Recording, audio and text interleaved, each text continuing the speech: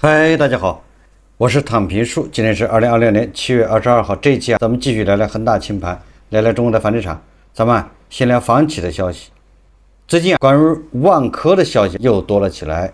這個萬科和咱們前一陣子的節目裡面的印度的 DLF 集團一樣，萬科的新聞怎麼多了？首先，萬科又要借錢了。每日經濟新聞報道說，深鐵又借錢給萬科了。萬科 A 深鐵集團向公司提供不超過 5.19 億元股東借款。萬科 A 7月21日公告，公司第一大股東深圳市地鐵集团有限公司向公司提供不超過 5.19 億元借款，公司及其下屬子公司為借款合同项下的債務提供质押擔保。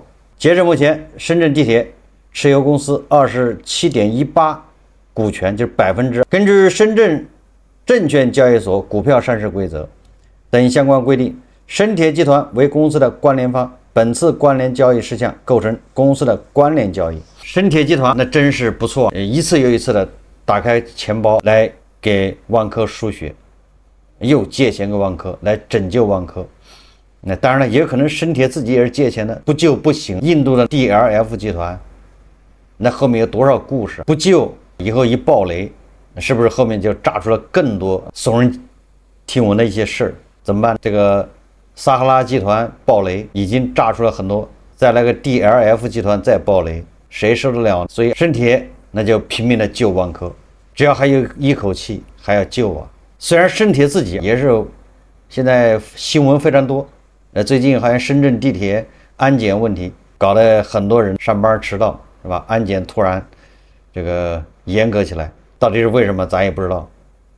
總之這個問題都比較蹊蹺，所以我一直懷疑當年那個野蠻人他進入萬科，他要二級市場買萬科的股票，王石就阻擊這些野蠻人，不讓他買。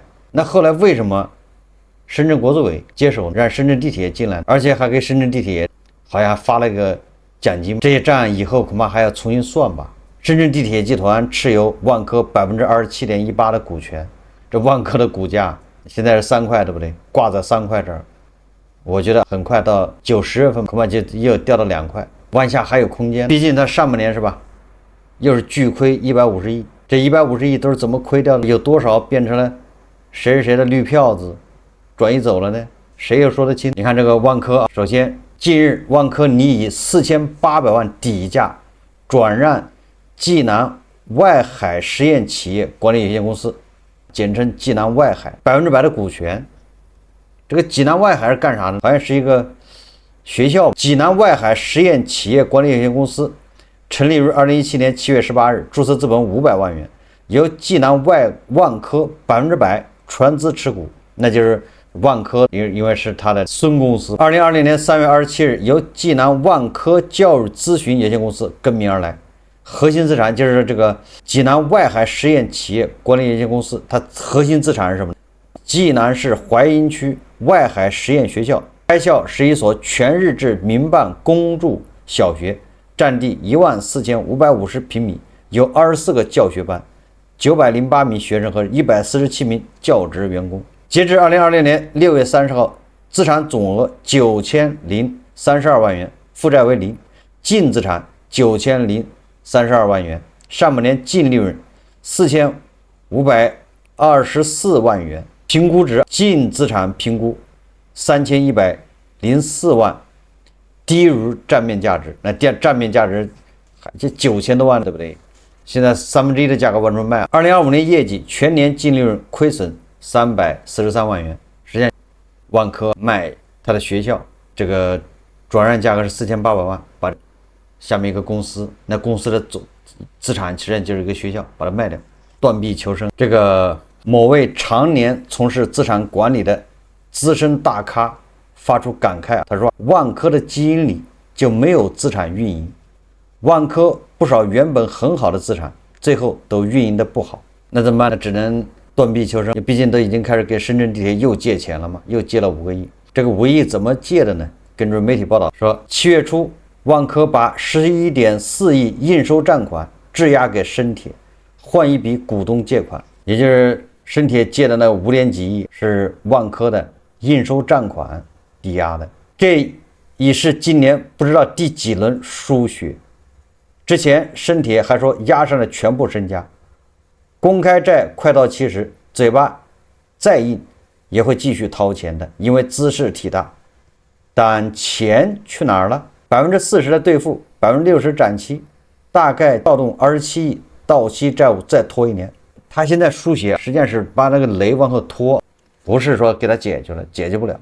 問題是你拖到明年的攒的錢就更多了，攒的債務啊就又得要更多的資金去解決。2024年借的錢，2027年到期，今年展期100億也要到期。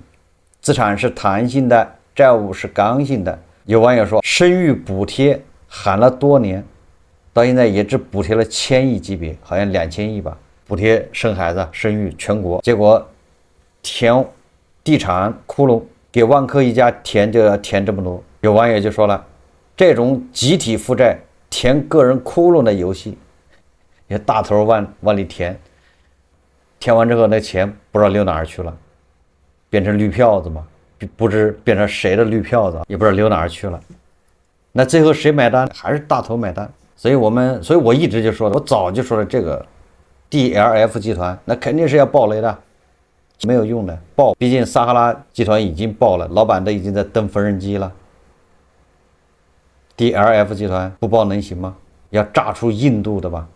還有多少這個黑幕，這不好說。所以萬科的前董事長王石如坐針氈，是吧？總是怪不得前一陣子王石怒了，是吧？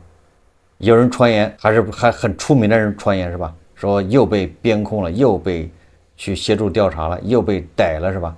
完了之後，王石很生氣，發律師函，然後報警，給這個也情況反映。原來這個水這麼深啊！王石到底晚年能不能晚節保住？這我現在是深深的這個表示懷疑。這個郁亮到現在好像沒消息了，是吧？我都記不住了，是不是已經進去了，還是僅僅是沒消息？這還不算，屋漏偏逢連夜雨，麻繩專挑細處斷。所以說萬科想救它真的很難了。近日標普撤銷萬科地產中期票據計劃 CCC3C 負的評級。2020年7月20號，標普全球評級發布報告，應發行人萬科地產香港有限公司主動要求，撤銷了對該公司中期票據計劃的 3C 負信用評級。此次撤銷僅針對中期票據計劃這一融資工具本身，萬科香港的長期發行人信用評級認為 3C 負及負面展望均保持不變，同時其已發行存續債券的評級也未受影響。評級下調與流動性困境。此次評級撤銷發生在萬科信用狀況持續惡化的背景下，評級屢遭下調。標普在此之前已多次下調萬科評級。2025年12月，標普將萬科長期發行人信用評級從 3C 下調至 3C 負，並列入負面觀察名單。2020年4月2日再次確認該評級，並指出其未來6個月內發生困境重組的風險已顯著上升。6個月，2020年10月份，也就是重組的風險已經顯著上升了。也就是標普他不看好萬科這種目前的這種輸血式自救，說違約與流動性危機。2025年12月底，因部分中期票據進入寬限期，標普曾將萬科長期評級從 3C 負進一步下調至 SD。SD 什麼意思？就是選擇性違約。標普指出，截至2025年9月底，萬科可用現金儲備薄弱，經營現金流為負，且在2025年12月至2026年5月面臨114億元人民幣的集中債券到期壓力。你看，今天再疊加上半年要賠150億，你說說怎麼救？所以我說深圳地鐵現在真是咬牙呀，給他輸血。那有人就說了，那為什麼要撤銷評級？實際上就這麼幾個可能：一個省錢，因為評級比較花錢，這個錢對萬科來說現在省一分是一分。第二個，咱們這個把戲咱們都見過，就從恒大爆雷以後，爆雷房企是不是都是評級越來越差？後來這房企乾脆讓這評級公司別評了，最後結局都是爆雷。你一旦不評級了，你融資的通道就堵死了，你更借不到錢。這個叫掩耳盜鈴。你停止評級，因為評級公司往下評，越評就越差，因為這個情況就擺在這兒，所以越評越差，他就乾脆還要花錢，對不對？乾脆不評了，就這意思啊。但是你不評了，不就是掩耳盜鈴嗎？不評了就代表你不差是嗎？而且你要不評了，你向那主動的你在融資的可能性就沒了。實際上這說1000道1萬都是說明這個企業現在是舉步維艱，已經進入叫恐怖螺旋了，負向循環，现在已經進入加速階段。作為廣大網友，你就等着就完了，等到什麼時候？等到年底扛不住，或者是明年，對吧？總之，我一直強調，只有韭菜能救萬科。但韭菜從七大姑八大姨那兒借錢，從銀行借錢，衝向樓市的時候，但每個人買2套3套，攔都攔不住的時候，萬科就得救了，否則也就只能是延緩。但你現在看這些韭菜，也沒有買房的意思啊，買他也買那個二手老破小200萬的，他也不買新房，你說急死人了。我們再看一個消息吧，這個法拍房，根據瑞联数科數據平台說，2026年上半年全國房地產拍賣市场掛牌量61.88萬套，同比增長7.3%，成交是9.9万套，同比增長19%，成交率為16%，同比提升1.51個百分點，競拍人次同比增長34%，成交量和競拍人次增速均高於掛牌量，成交轉化和競拍參與較上年同期有所改善，同期平均變現折扣74%，就是打75折吧，同比下降2.87個百分點，成交價格相對評估價平均比例繼續下降，折價程度有所加深，說明法拍房越來越多，已經也說明是吧？目前的這個經濟形勢，同時也說明很多越来越多的業主啊深陷困境。但是一買了房子，一失業沒了收入的房子按揭貸款就還不上，那就導致法拍房越来越多。是大家記住，法拍房多1個百分點2個百分點，實際上後面還要放大。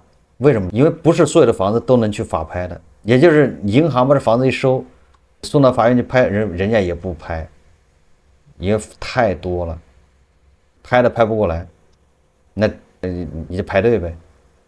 所以好多银行变成自己卖房是吧？现在网上有新聞，銀行在什麼各大這個平台上自己賣房，這些都說明問題，說明目前樓市是什麼個情況，不容易。每多一套法拍房，實際上後面就多了一個苦命人，苦命的牛馬，而且多了一個本來還積極向上、努力、對未來充滿希望的、充滿正能量的是吧？相信努力就能改變命運的，恰恰是這些人。因為他買了房啊，那麼那些混得不咋地的，吃了3頓不知道下頓在哪兒的，他也沒資格買房，他也沒想過買房，這些人反而好的，他就躲過一劫。那你說這不都是命嗎？所以今天我在網上看到一個自媒體文章，說法拍房數量有點嚇人，樓市回不去了。他說樓市到底有沒有到底，很多人很關心。有人說政策越來越多，房價應該慢慢穩定了，也有人說市場還沒有真正恢復，因為身邊賣房的人越來越多。其實他說有一個市場变化可能比房價漲跌更值得關注，那就是法拍房。他認為，他說今年上半年中指研究院數據顯示，全國法拍房掛牌總量達到了46萬套，同比增長23%。成交方面，成交量達到了10.3萬套，同比增長30%。成交金額也達到了1515億元，同比增長18%。他說乍一看這個數據很熱鬧，掛牌增加，成交增加，好像法拍房市場火起來了。他說但如果仔細看會發現背後的邏輯其實沒那麼簡單。法拍房成交變多並不一定代表樓市變好了，相反它可能正在告訴我們房地產正在進入一個新的階段。作者認為，他說法拍房成交暴漲，真的說明有人搶房嗎？很多人看到成交上漲，就會第一時間想到，是不是越來越多人開始抄底了？是不是房價便宜以後買房需求又回來了？確實，現在市場上有一部分人開始關注法拍房，原因很簡單，法拍房便宜。同樣一套房，普通二手房可能是賣200萬，而法拍房可能只有150万，甚至更低，但平均是75折嘛。对于刚需來說，價格足夠有吸引力，就會有人願意出手。但是另一個問題也不能忽視，他說為什麼市場上會出現這麼多法拍房？因為很多房子背後代表的是債務壓力。以前房地產高速發展的時候，很多家庭買房靠貸款，開發商拿地靠融資，房價上漲的時候，這些問題都被掩蓋了。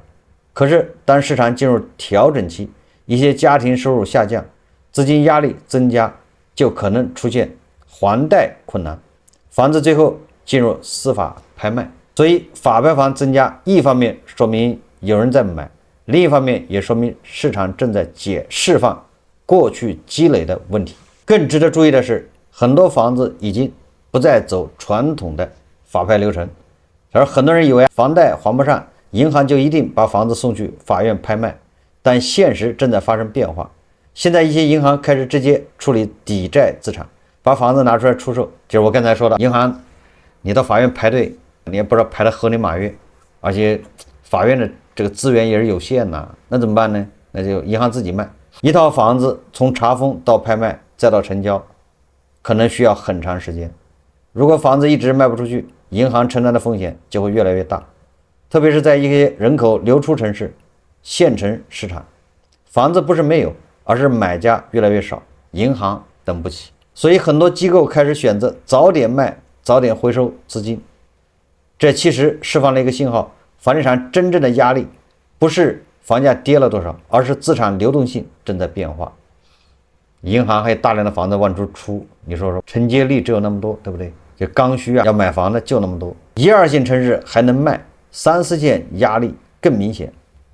法拍房市場最大的特點是分化越來越嚴重，一些核心城市因為人口多、需求強，法拍房依然有承接能力。但是到了部分三四線城市，情況完全不同。過去幾年，不少縣城經歷過一輪房地產擴張，大量住宅被建起來，很多家庭買了第二套、第三套。可是現在年輕人口外流，購房需求下降，於是出現一個現實：房子越來越多，但願意接手的人越來越少。這也是為什麼很多地方法拍房即使價格很低，也不一定有人接盤。真正便宜的房子不一定都是機會。如果沒有人口、沒有產業、沒有需求，價格再低也可能沒人買。法拍房越來越多，說明樓市邏輯已經發生根本扭轉。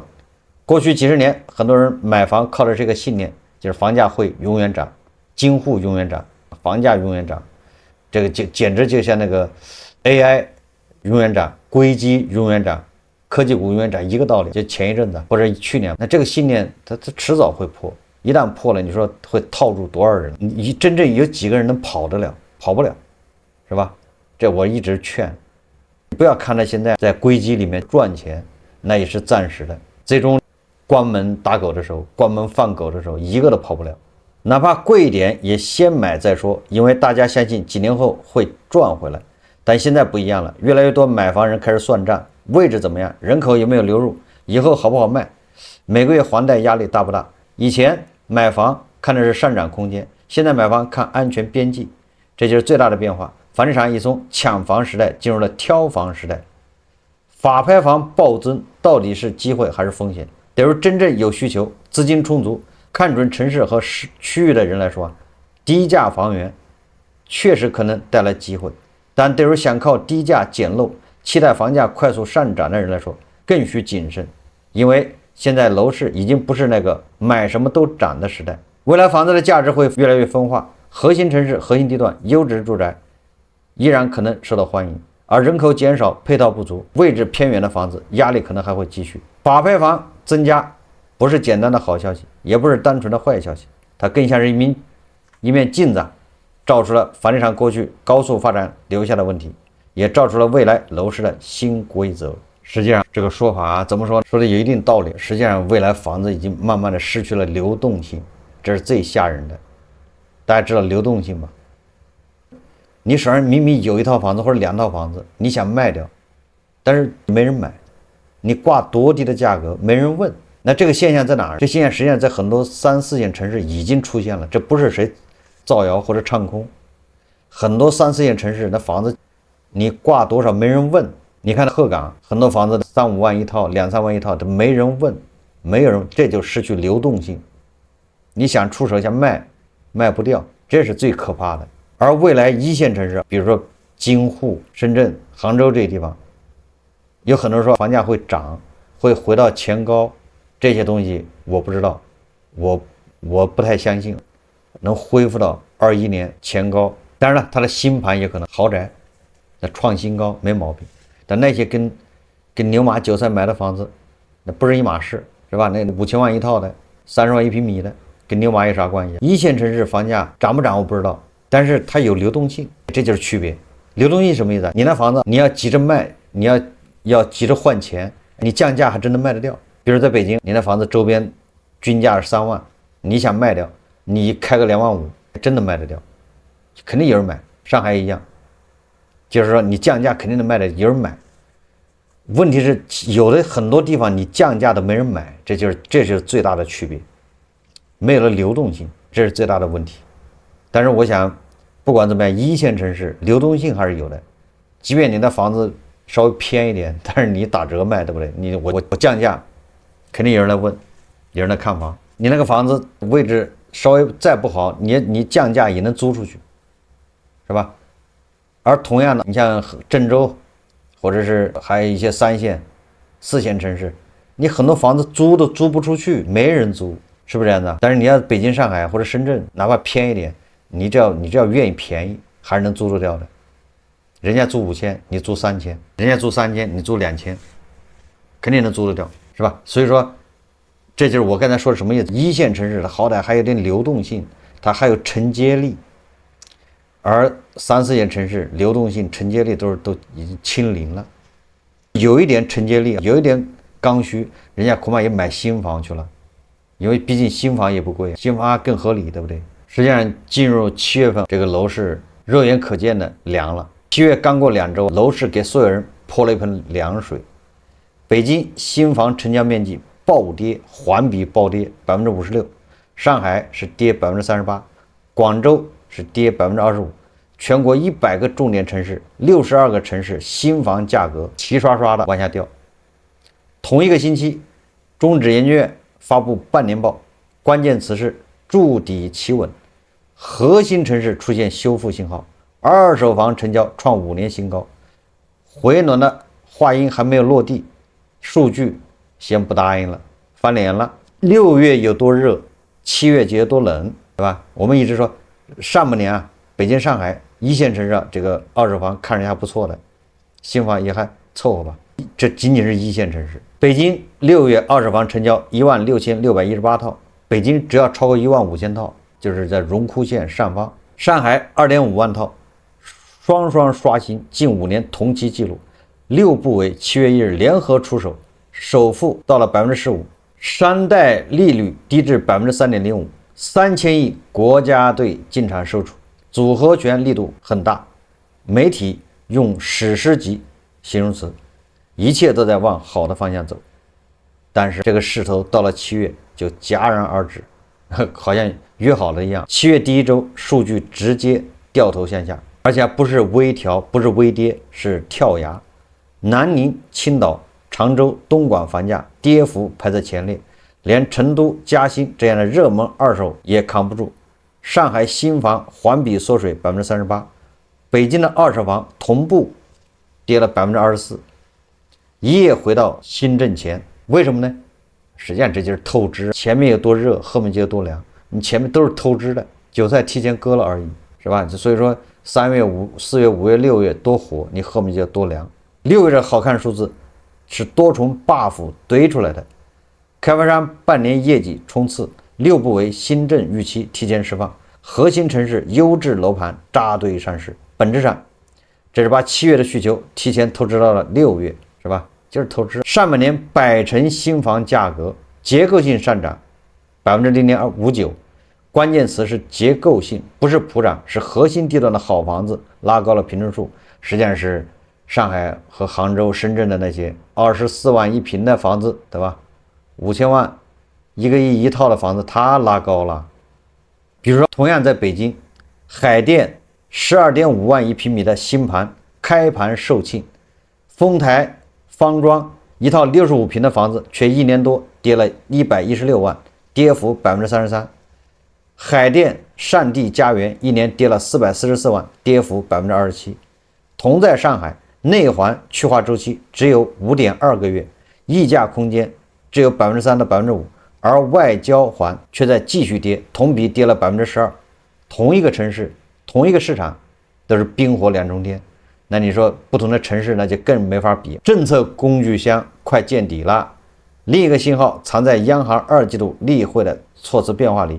以前每次例会都提一句優化房地產信貸政策，支持居民合理住房需求，這次2句話全刪掉了，取而代之的是促進社會綜合融資成本低位運行。什麼意思啊？也就是不是繼續降，而是穩住，保持在這個低位就行了，不是繼續往下降，就這意思。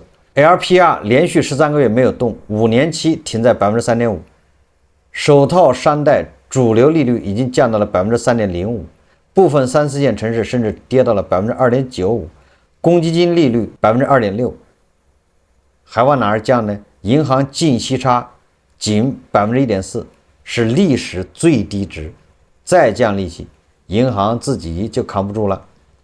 所以說，工具箱的工具不多了吧？開發商不敢拿地，上半年投資同比降16%，居民不敢借錢。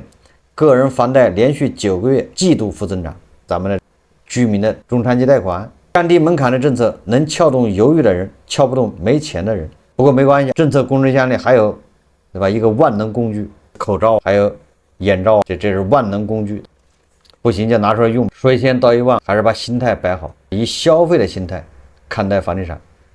咱們從去年開始是吧，一直提倡你用消費，買得起就買，手上有錢。買得起，那你就早點享受啊！沒錢不夠你就租房，有什麼關係？現在租房也很美，物美價廉。如果你有錢，你買了之後你就心裡踏實了，不用再天天關心這個房價漲跌，愛漲不漲，愛跌不跌，反正你就相當於買了一輛車，對不對？沒有一個人說買了一輛車，還天天問我這車值多少錢？你那車買了，你開出 4S 店就貶值了，沒人在乎。所以把心態調整到消費。實際上，我記得我看國務院前一陣子發了一個文是吧，把這個房子以後定位為大宗消費品。實際上，如果真的把它定位為大宗消費品，其實就已經表明心態了，至少是號召大家，給大家透個底，我們以後買房用消費的心態去看了，這樣你就不容易焦慮啊、失落。有錢就買，對不對？買得起就買，買不起租，反正是消費。這就好比这個好多人買不起車，不願意買車，那出門就打車，不一個道理嗎？打車就相當於租車嘛，出租車，對不對？不也過得挺好嗎？所以我們對吧？從去年開始，我就不厭其煩的說的，用消費的心態去看房子，千萬不要再被中介、被那些炒房的人忽悠，說我進去我看加槓桿，我買等到明年後年大後年創新高，我這一賣，我這財務自由了，就賺幾百萬幾千萬。不要有這想法，也不要有什麼保值，我這買了房子我保值，我是為了錢存銀行是会貶值，我買這房子保值，不要有這些想法。你就是消費，買了房子改善生活，讓自己住得踏實一點，就這麼個功能，就是消費。消費當然是你有錢就消費了，沒錢那就等一等唄。千萬不要以為現在好像是不是底部了，不會再跌了，你別搞錯了，越是底部，对吧？越可能造成更大的傷害。有很多人有錯覺，有很多人他從10塊跌到5塊，他認為跌了5塊錢，這太嚇人了，跌了5塊太嚇人。比如說從1塊跌到5毛，他覺得這無所謂，好像你才跌5毛錢嗎？怕什麼？實際上這是錯覺，10塊跌到5塊和1塊跌到5毛都是腰斬，都是除以2，你別搞錯了。你千萬不要看說10塊跌到5塊的，一下賠了5塊，1塊跌到5毛那是少得很，毛毛雨才跌5毛，怕什麼呢？實際上都是你的資產除以2，房價從8萬現在比如跌到4萬，跌了一半，你知道它還跌不跌呢？从4万会不会跌到3萬呢？4万跌到3萬，25%没了。4万如果跌到2万，一半就腰斩了，对不对？所以这就是为什么抄底总是抄在半山腰，就是道理。说一千道一万，不要抱着炒房、什么保值、什么这些觀念去看待房地產，就是消費的心態，這樣就把自己捋順了，就少了焦慮。好，這期節目咱們就聊到這裡，感謝大家收看。如果喜歡我的節目，歡迎點讚、評論，謝謝大家。